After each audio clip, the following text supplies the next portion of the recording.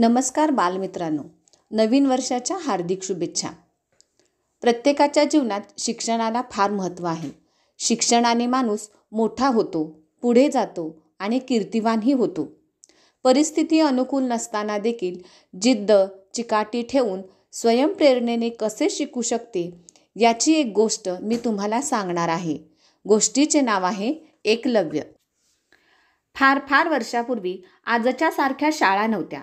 मुले मोठी झाली की त्यांना गुरूंच्या घरी राहून विद्या संपादन करावी लागे. तसेच ही विद्या फक्त काही लोकांनाच मिळे. तिथे उच्च नीच असा भेद केला जाई. पांडव व कौरव यांचे गुरु द्रोणाचार्य अत्यंत हुशार होते. त्यांच्याकडे शिकलेला विद्यार्थी अत्यंत तरबेज होत असे. त्यांच्याकडे एके दिवशी भिल्ल जातीचा मुलगा विद्याप्राप्तीच्या उद्देशाने आला.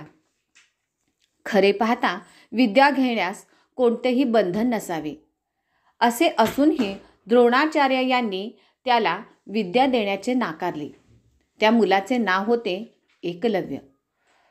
तो खूप दुःखी झाला व आपल्या घरी आला. रात्रभर त्याला झोप येईना. त्याच्या आईने हे पाहिले.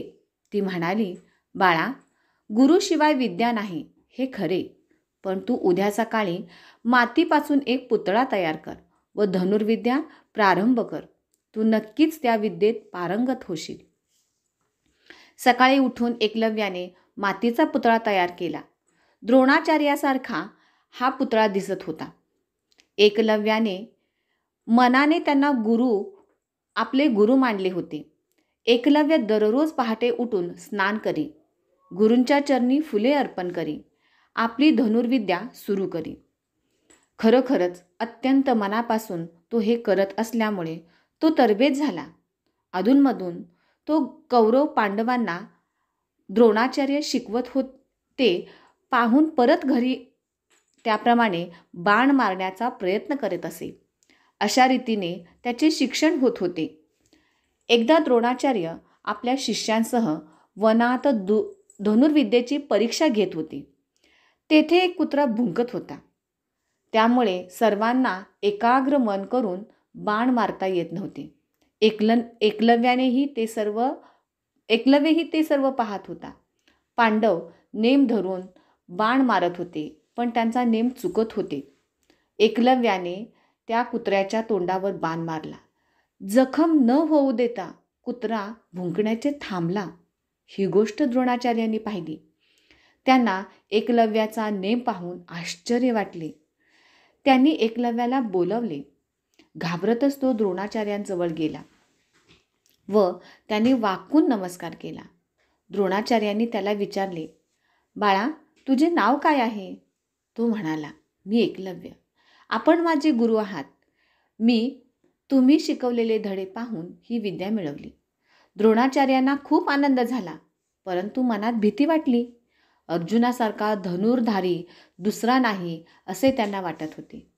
परंतु एकलव्याचा नेम त्याहूनही चांगला होता. कदाचित एकलव्य जगातील सर्वात मोठा धनुर्धारी होईल असे त्यांना वाटले. द्रोणाचार्य एकलव्याला म्हणाले, बाळ, मी तुझा गुरु कसा? मी तर तुला शिकवलेच नाही. एकलव्य म्हणाला, चला मी तुम्हाला दाखवतो.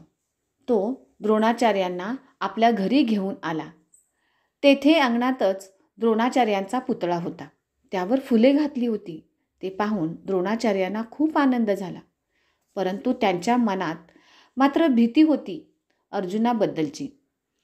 त्यांनी एकलव्याला म्हटले, बाळ, तू तर ह्या विद्येत तरबेज झालास, परंतु गुरुदक्षिणा दिल्याशिवाय त्यांचे ऋण फिटत नाही.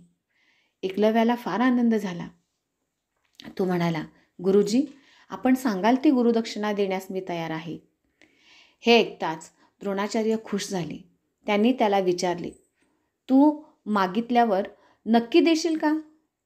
तरच मी मागतो. एकलव्य म्हणाला, गुरुजी, तुम्ही मागून तर पहा. द्रोणाचार्यांनी त्याच्या उजव्या हाताचा अंगठा कापून मागितला. त्याला वाईट वाटले, परंतु क्षणाचाही विलंब न करता त्याने तो कापून दिला. असा होता एकलव्य. द्रोणाचार्य खुश होऊन आश्रमात परतले. लक्षात ठेवा, एकनिष्ठ व परिश्रमाने